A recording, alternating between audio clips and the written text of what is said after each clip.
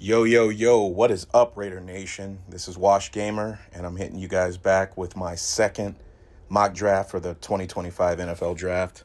Unlike last time, not going to mess around. It's all set up here, 7 rounds. Going to go through this quickly. Probably less trades than last time, trying to be a little bit more realistic about what the options are. So let's get it. So this is the immediate board. Let's see what we have here.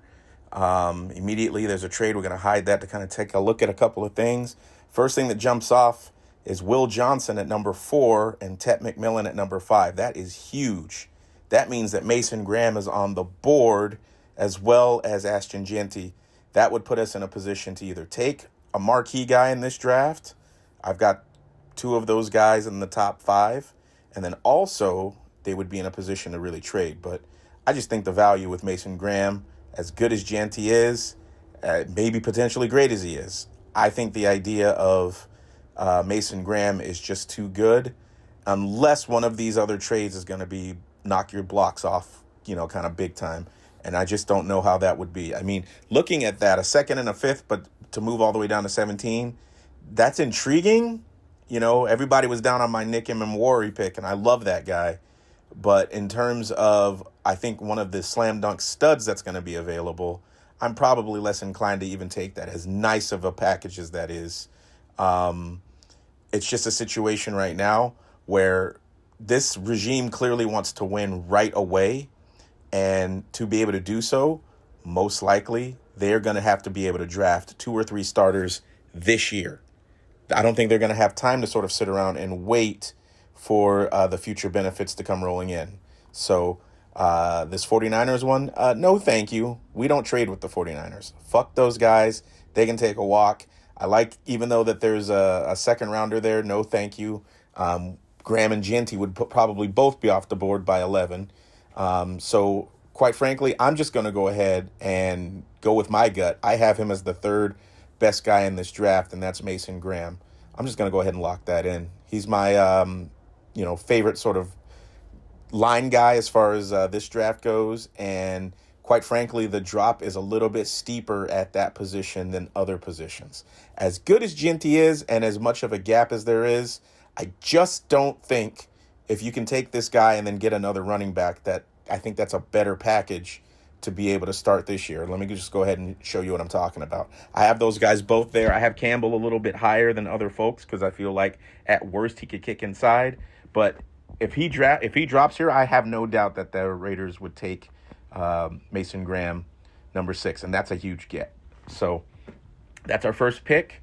It looks like our second one, there's a trade offer again with the Chargers, and if it wasn't for such a drop and the fact that we have to address a couple of needs with the caliber, you want to make sure if we're picking for need, at least that the caliber matches up. And it does look like it will, because as you can already kind of clearly see in the shaded area there, Omarion Hampton drops to 37 in this mock. That's one of those, absolutely you take him, and on day 1, he's our starting running back. So we have managed, without having to move, to have 2 marquee players that are both going to be starters on the 2025 team. That would be huge. That's a coup for Spytek if he's able to get 2 guys in the first 37 picks that are both going to be sort of no doubt starters on this team. So now we move to pick 68, and I want to address the wide receiver at this spot, but I'm of the idea that, honestly, there's no number ones as far as traditional in this. And more importantly, I don't really think we need a number 1, because I think Brock Bowers is going to be our number 1 for years to come. What I do think we need is an infusion of speed, of tangible side-to-side, up and down speed. And while I don't necessarily think he is a lock for that, I do like the idea of Jalen Royals falling here. That's a really good value for 69 to be able to get a guy who would probably come in again right away. As much as I like guys like Iomenyor over for Stanford or Jack Beck, and then, yes, Cam Scatterbo is my guy. He's a goddamn meathead, and I think we need more of those. but I don't think we're going to be able to swing for him in this one. I just think that, again, need gets met.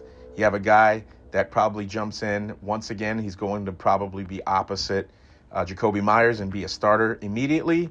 So that's 3 guys that we've taken that would be starters, in my estimation, either right away or almost right away.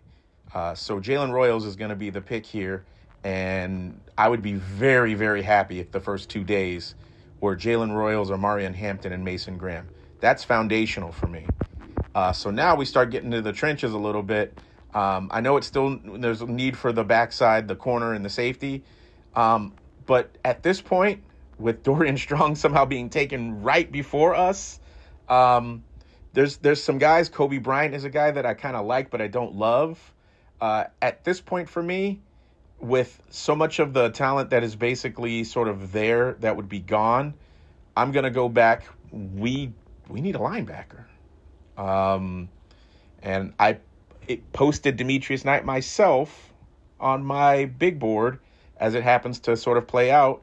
He happens to be here at 108, even though I have him ranked in the top 101 as far as guys. I'm seeing Damian Martinez here. He would have been another guy that I would have considered had the thing shifted a little bit. But I just think in terms of yet another guy, he's a little bit older, but I think he's the kind of guy in this regime with this kind of coaching staff that, you can put him in a situation where some of his abilities could kind of come to the front a little bit sooner than later. So in terms of this choice right here in the 4th round, I'm absolutely going to go ahead and put that in there and quite honestly, be really good with that. That is a pick, the 3rd round, late 3rd. But I'm still going to be very happy with a Demetrius Knight, who I also believe could push for a starting spot right away. And honestly, this is the kind of draft that this team is going to need, since we don't have any designs on trying to be a rebuilding sort of franchise. So that's the pick for that one. I'm quite happy with that. And we go to 143. Now, because of that trade, we have back-to-back picks. I want a quarterback. I got a pick to use now. So if my guy Dylan Gabriel, there he is, still available. I don't have to think about this. I've got 2 picks that I can use now. I'm going to take a swing on Dylan Gabriel, and in the event that for whatever reason, he's more what was that guy's name? The guy we cut in the 4th round, the Wilson guy, Arkansas. You guys, somebody put that in the comments. If he's a swing and a miss, it's okay. 5th round, when we have back-to-back picks, so we can take 2 real swings at a guy and be quite happy with what we end up getting in terms of being able to sort of draft, develop, literally give Geno Smith the time to ride out his contract if he doesn't absolutely fall on his face. So we do that, and then, what's the worst that happens? You have a 5th round sort of cap on a guy who could end up basically pushing in a couple of years to get on the field. I don't see anything wrong with that. So for 144, it's time to address the secondary, and I see Malachi Moore sort of popping out to me. We don't have ball hawks. We don't have guys who just go and get the ball. And, he fits the bill for what it is that Pete Carroll historically did. He was one of those guys who played deep safety, could go get the ball, and it's just, for goodness sakes, we absolutely have to have one of these guys. It feels like they've been so few and far between in our history. And it always seems to be like it was Ronnie Lott in 91 and then Rod Woodson in 2002, like Hall of Fame guys that we signed late in their careers who still had it. And that's great, but can we actually dare to do that with one of our own? Can we get a guy that's less Michael Huff and more like that? And I forgot even Charles Woodson. So I'm taking Malachi Moore, and I'm giving him a chance with this wide open secondary to maybe get himself on the field early too. That's a nice value pick at that spot. And now once I get to past 150, I'm looking for depth, and I'm looking for maybe guys who flew under the radar for whatever reasons. You see Isaiah Bond, he's in legal trouble or whatever. I just, at this point, this is where guys make their money.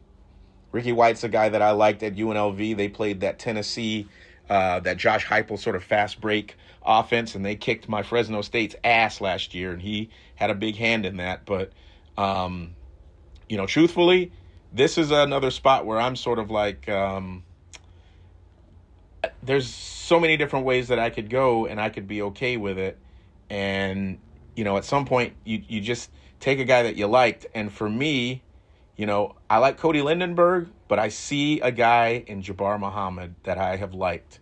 And he's a nickel guy, and he sort of reminds me of Meek Robertson in that he is a dog. And we got to have more guys like that. More guys that can play, that have the athleticism, but want to put their nose in a guy's face, and they don't do it in a way that is destructive to actually winning and losing, but that can actually take that energy and help make plays. So I'm going to take a swing on that. We got another guy that can come in and compete. A little undersized, but hey, nickel, that's just the way that the game goes in there.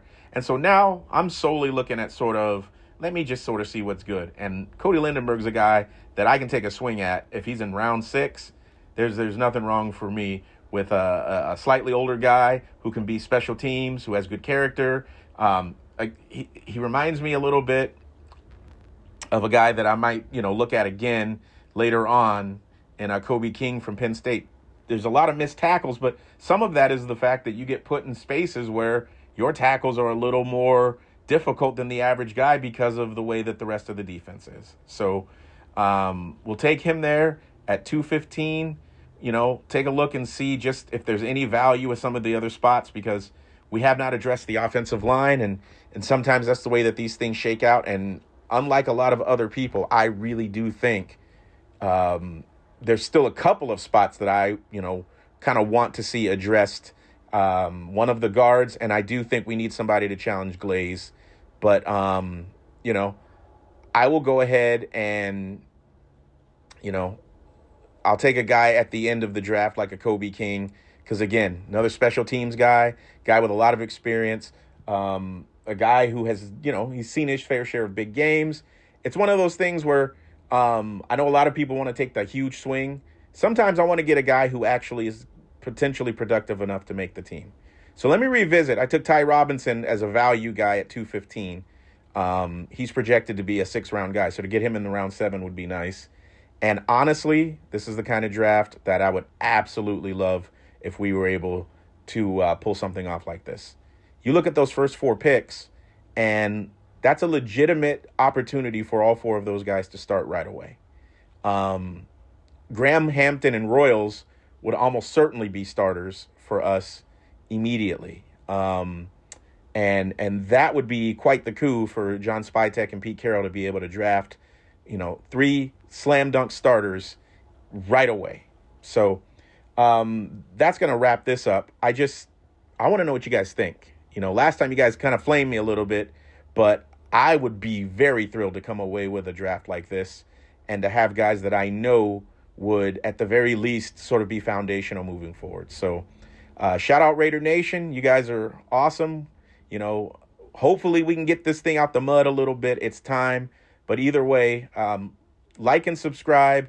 Just hit me up. Let me know how you guys are doing. And as always, just win, baby.